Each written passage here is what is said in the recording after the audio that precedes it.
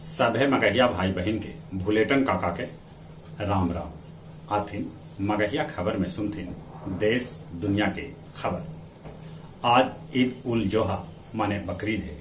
अपने सभे भाई बहन के बकरीद के बधाई। कोरोना संक्रमण के चलते आज लोग अपन घरे में करतन नमाज अदा। पोगासस फोन जासूसी पर संसद में होयल हंगामा, कांग्रेस कैलक जांच के मांग। पिछलका 24 घंटा में अपन देश में कोरोना संक्रमित के संख्या 30,093 तक पहुंच गलक। पिछलका 24 घंटा में 374 आदमी के कोरोना से मौत के भी खबर है। सीरो सर्वे के मुताबिक 2/3 आबादी में कोरोना एंटीबॉडी पावल गए है। उन्हें अमेरिकी शोध समूह ग्रुप दावा कर रहा है कि भारत में कोरोना से 34 से 47 लाख आदमी के मौत होलक है।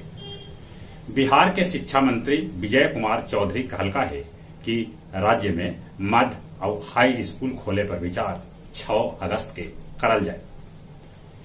भर सावन बाबा बैजनाथ धाम और बाबा बासुकीनाथ मंदिर में प्रवेश पर लगल रहा प्रतिबंध।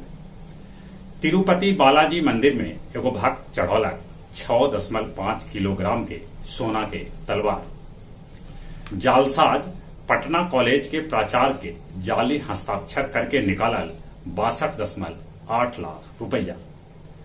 दरभंगा के पानी भरल क्षेत्र में पानी के बीच माटी के कोठी में करहथन लोग आदमी के दाह संस्कार। लेह लद्दाख से कार से लौटे कैमूर के 5 गो युवक के मौत हो गया। ओखनी के कार कैमूर के कुलेश्वरी देवधाम मोड़ पर एगो पुल के रेलिंग से टकराला के बाद पानी में जाके गिर गया। बेजोस अंतरिक्ष में तोड़लन ब्रैनसन के रिकॉर्ड। वो ब्रैनसन से 20 किलोमीटर ऊपरे तक के सफर तय कैलक। अफगानिस्तानी राष्ट्रपति भवन भी 3 गो रॉकेट दागल गए। उ घड़ी अफगानी राष्ट्रपति आव आदमी के समेत बकरीद के नमाज अदा कर रहलन हल। चीन में दौड़ल 600 किलोमीटर प्रति घंटा के रफ्तार से चले वाला ट्रेन। मॉस्को एयर शो में पहल बेर भाग लेतक भारतीय वायुसेना के सारंग हेलीकॉप्टर। ब्रिटिश में कोरोना के बाद अब नोरो वायरस बढ़ा रहा है चिंता।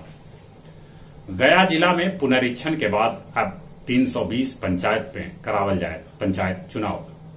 गया मगध मेडिकल कॉलेज अस्पताल में नवादा के राखी कुमारी के चढ़ा देवल गए एक्सपायरी डेट वाला सलाइन। मध्य बिहार ग्रामीण बैंक कोच में चोरी के कैल गए सफल प्रयास। दिल्ली गया रूट पर चलावल जा सका है प्राइवेट ट्रेन, एकरा लेल चल रहा है विचार विमर्श।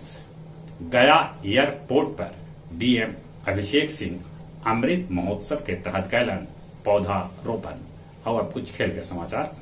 भारत श्रीलंका के दोसरका एक दिवसीय मैच में हरा के सीरीज पर कब्जा जमा लेलक।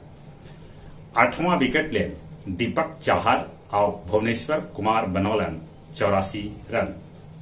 टोक्यो ओलंपिक के उद्घाटन से 2 दिन पहले ही 23 तारीख से हो जाए ओलंपिक खेल के शुरुआत। भारतीय महिला क्रिकेट टीम के कप्तान मिताली राज आईसीसी रैंकिंग में 762 अंक लेके शीर्ष पर पहुंच गया। बांग्लादेश तीसरका वनडे में जिम्बाब्वे के हरा के सीरीज 3-0 से जीत लेलक। दक्षिण अफ्रीका पहला T20 में आयरलैंड के हरौलक। जहां तक मौसम के सवाल है, आसमान में बदरी है, पानी बरस सका है। जहां कहां पानी से हालत खराब है, कहूं बाढ़ से हालत खराब है। अपने समय से निहोरा कोरोना से बचे लेल मुंह होना पर मास्क लगाते, सोशल डिस्टेंसिंग के पालन करते, दिन में कैकन बार हाथ साबुन से धोते। जो उम्र 18 बच्चा हो गई है तो कोरोना के वैक्सीन जरूर लेते।